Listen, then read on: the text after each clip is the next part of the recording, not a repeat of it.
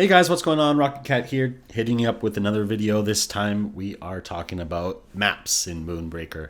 Maps are critically important to the flow of the match, and they're often overlooked, and I wanted to take a moment now to release a video just covering each map that we know about so far. And I just want to mention that the images of the maps have been reconstructed from using Photoshop, so stitching all of the different camera views together. Anyway, let's get started.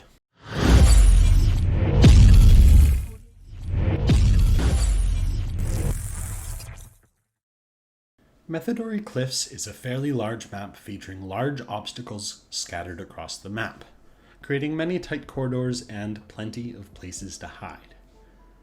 The ground is a shattered ice, which, according to an environmental artist who joined us in a Discord chat, will look much better once EA launches. It's pretty typical for pre-launch builds to not include all the shaders of release builds, so this isn't all that surprising. Suffice it to say, if you don't like the look of the ice, you are in luck. I'll also note that in the playtest builds, there was one spot where large units could not pass through, but this is also apparently already fixed for the EA launch, so I won't discuss it further. Now that you've had a look at the map, let's add some color. In red, you'll find hard cover, in yellow, soft cover, and in green, the possible starting locations. Note that on this map, the edges of the map do largely block shots, though I have not tested every possible angle to confirm this in all cases. Methedori Cliffs has just two spawn locations, one in the west and one in the east. Typically, a match plays out in one of two main corridors, the north corridor or the south corridor. But the main battle can sometimes shift to other portions of the map. Most of the games I played tended to focus on the south part of the map, but that is probably largely due to the aforementioned pathfinding issue the west players experienced, which caused them by and large to avoid the north side. In the playtest, Cliffs certainly favored the east player, but with the pathing bug fixed, I think this map will be reasonably well balanced.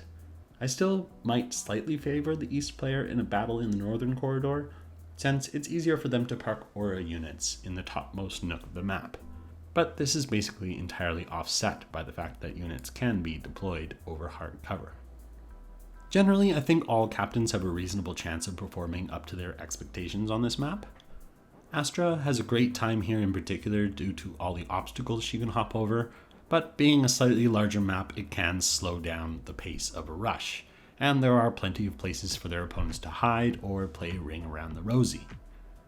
I'd say that this map is particularly ideal for Zax, since he is able to clog up corridors very effectively as need arises with his sleeper mines. Exterior, on the other hand, will probably always have a bit of a tough time here, since pretty much every corridor can be blocked at all points by placing a large base in the middle of it, and this severely restricts his movement. Nevertheless, this does help Exterior himself block units out if Exterior is attempting a turtle strategy, assuming you have some healing and damage reduction effects to allow Exterior to endure. Some crew also perform a bit better here than normal, such as Daytonia, who does have a reasonable number of places to hide while lobbing grenades over rocks. Airborne melee units like Toxoid also have a chance to perform a bit better than average, given that they have more places to hide, especially if you have Vortex Beam or Gravity Disc to pull them together with their victims around corners, and then hop around to the opposite side of the cover to safety. I also think Aegis Sentinel can get some major work done on this map, though it is particularly easy to disable it on this map with repositioning. In general, if Orbital Strike didn't exist, I could know the map ahead of time when building a roster, I'd probably be particularly keen on turtling with Florio as a win condition. But as things are, I think the roster I'd most like to have here is a mid-range Zax roster with both Florio and Furia as an endgame win condition. If you did manage to get some games in during the playtest on Cliffs, let me know in the comments what you thought of the map. Otherwise, let's move on. Next up we have Methedori Landing Pad, another fairly large map with plenty of features to talk about, so let's move straight to the markup. In green, we have the starting positions: red, hard cover; yellow, soft cover; and in cyan, we have impassable terrain, which means it does not hinder shots, but it does block movement. Note that only the northern borders of the map blocks shots. The southern, non-pathable borders can, as far as I can recall, be shot through, but again, I did not test every possible angle to confirm. Landing Pad has 3 possible start locations: one in the north, one in the west, and one in the east. Typically, a match plays out in the middle of a map, as well as the edge closest to each player's spawn position. But a turn 1 move away from the opponent's captain will generally lead to a fight mostly around the middle of the map. Only if one player is up against the rope does the fight ever really proceed to the corner nooks and crannies of the map. In general, I think the north and west spawn positions are pretty balanced, but the east spawn can be at a disadvantage if they happen to be exterior, because the spawn position is very vulnerable to turn 1 shots from ranged captains. Even if it's a 15 to 30% chance to hit these shots, it's still a nice advantage to have. That said, I feel most spawning location imbalances in the game are offset entirely if you happen to get first player. Very broadly, I think melee units other than Taurians suffer quite a bit on this map. Even with plenty of soft cover to reduce accuracy, the middle of the map is an utter shooting gallery. There are so many places to park ranged units, and with the middle of the map being impassable, it's just very difficult for melee units to engage those ranged threats on the other side. That all said, together with the fact that the east spawn is pretty terrible for exterior, I think this map has exterior at a greater disadvantage than usual, and even more so because the middle of the map forms corridors that make it difficult to path exterior through blockers. Both Astra and Zax are definitely viable here, and it is way more valuable to hold off an aggressive Astra here than it is on a map like Downtown, to be discussed. Crew that perform particularly well here include pretty much any strong range unit or range support unit, your Switchbacks, BV, Deadeye, Taria, etc. I think any aggro Astra or mid-range Zax roster has a decent chance here. What are your thoughts on this map? Let me know in the comments. Next up, we have Smugglers Downtown, the smallest map in the map pool so far. Let's have a look at the markup. Again, red is hard cover, yellow is soft cover, and green are the starting positions. There are just 2 starting positions on this map, one in the north and one in the south. I think both starting positions are pretty valid, since there's not really very much happening on the map other than the hard cover in the middle. Downtown is ideal for any aggro rush roster since it is so small.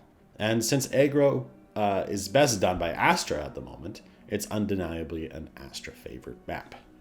As a result, this is the map where I have seen the most turn 4 wins occur. That said, if Astra does get some justified nerfs, I can see this being a strong map for exterior, since it is pretty easy for him to close the distance quite quickly and get into the fray. In terms of crew, units that can rush the opponent down quickly have a good chance of performing well here. Estli and Talali could be devastating, Rickety Backfire, and generally any unit on the lower end of the center curve with strong self-sufficient value will do perfectly. I really don't have very much to say about this map since it's very simple and streamlined. Let me know what you think about Downtown in the comments below. Lastly, we have Smugglers Refinery, a fairly large map with a very asymmetrical design that tends to play out as if it were just a medium-sized map. Let's add the markup.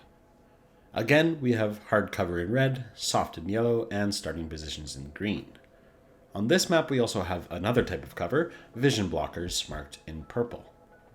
Vision blockers do not obstruct movement, but they do reduce accuracy of ranged attacks passing through them. Refinery has 3 different starting positions, one in the southeast, one in the southwest, and one in the north.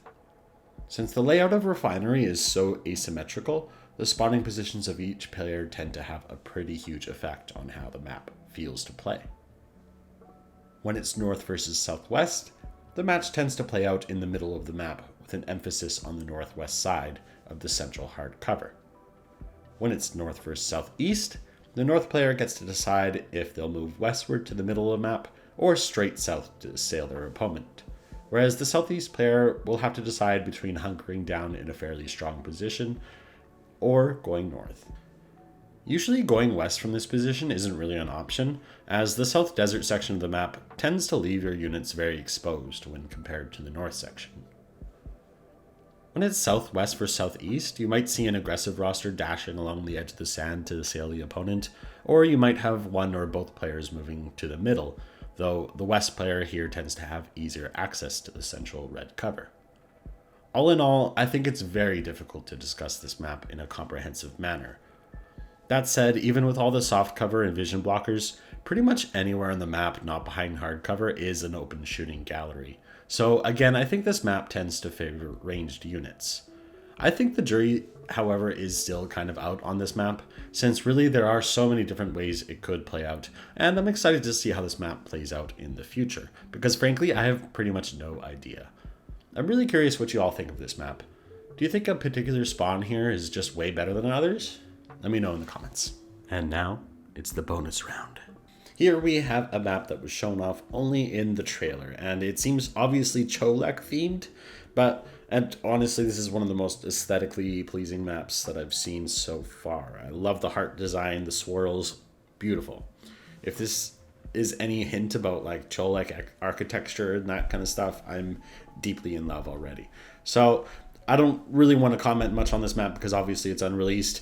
I personally think that this is going to be a Season 2 map. I just wanted to put this in this video so that this video is complete, and that's all the maps that we've seen so far. And I'm super stoked for this map. I think it looks really cool. That's it. That's all. Hope you guys enjoyed talking about maps today. Please remember to like and subscribe. We have some super cool videos coming up on Cargo Run in Moonbreaker, so you aren't going to want to miss those. Take care.